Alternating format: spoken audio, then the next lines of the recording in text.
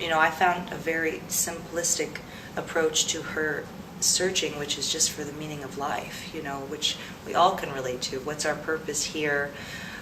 What can we bring to the world? And I think about that a lot as a singer and artist. It's what I want to contribute, and what doing this means to me, and how I want to bless this audience, and what this music means, and how to keep it alive, and all of that. And that's even more of a point when it comes to new music. Our role as musicians living in this generation and bringing to light some of the most important subject matters that we all should reopen, talk about, question, investigate.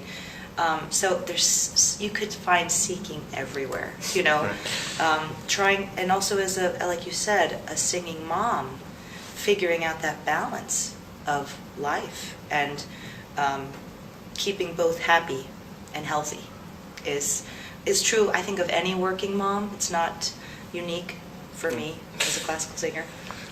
It's interesting for me as a person with my own religious upbringing, because I have a Russian Orthodox partially background, but I also have my father who is rather Darwinist, and very different approaches to religion. And I came from Texas, where we didn't have a lot of options in terms of Russian Orthodox churches. So it's been a nice way for me to enter back into divinity and my feelings about spirituality and God. And Mark has made it very accessible in that way. So the non-religious will love this piece, because the idea is a celebration of being alive and being human. At the end of the opera, Mary Magdalene realizes that Yeshua is with her, that God is in her. And we all will feel blessed in that same way by the end of the piece. I just lost my grandmother during this piece, and Mark, we all have had different family situations throughout, and I was, of course, very sad, and especially because one of my lines in the show, she would say, which is, you hold someone with an open palm, you don't hold someone like this.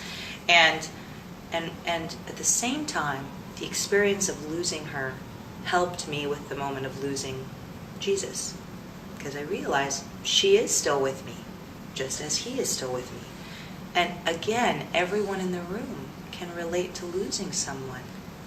Yes, Jesus Christ in this version, but it's also a human being.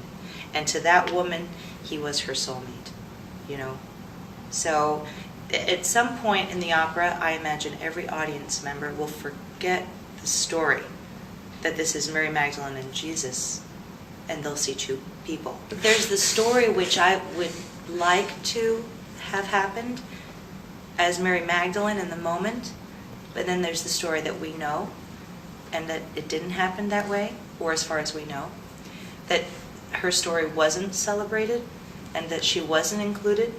But in the moment, at the end of the opera, yes, I'm sort of filled with inspiration and celebration and desire to share his message with the world, as Christian, as we should, But you're right that Mary Magdalene has a huge arc throughout the piece, as does Yeshua, and they're entirely related. So by way of each other, they are transformed.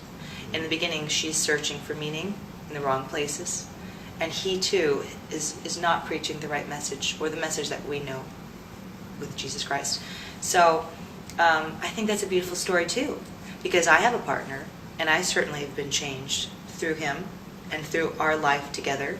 So no, but you're right that the story of women and how different girls might be now if this story were told, or if we knew more about the women in the Bible.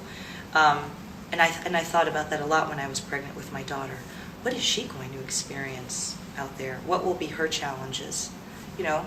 And it upsets me,